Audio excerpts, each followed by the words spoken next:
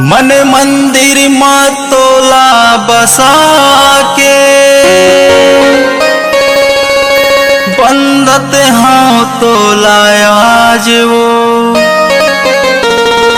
मैं हाँ तोरे जस लगावा रखबे मोरी लाज।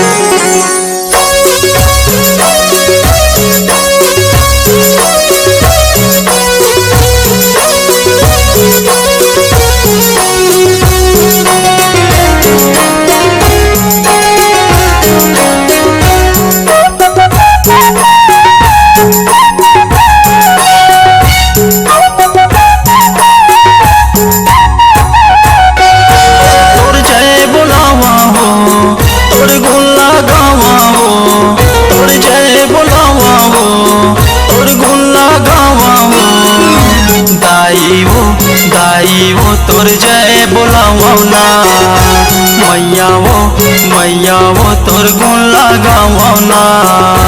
जय हो मैया शारदा, जय हो मैया दुर्गा, जय हो मैया शारदा, जय हो मैया दुर्गा।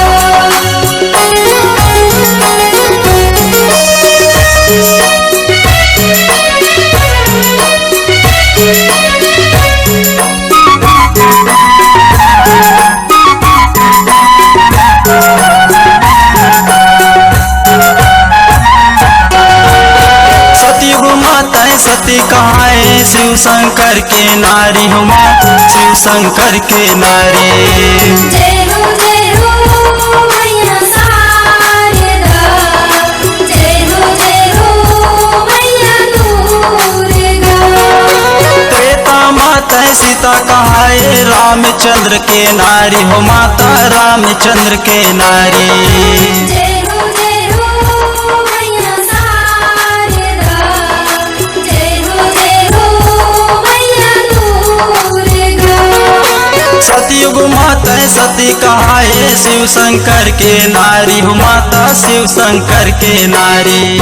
त्रेता माता सीता कहाए रामचंद्र के नारी हो माता रामचंद्र के नारी।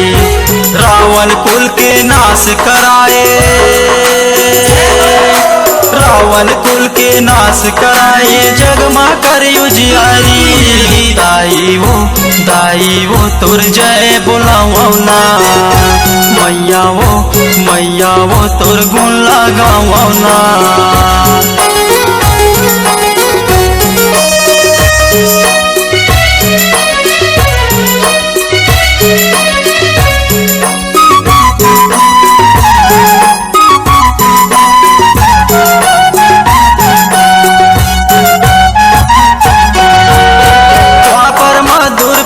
कहाए पांच पांडव के नारी हो माता पांच पांडव के नारी।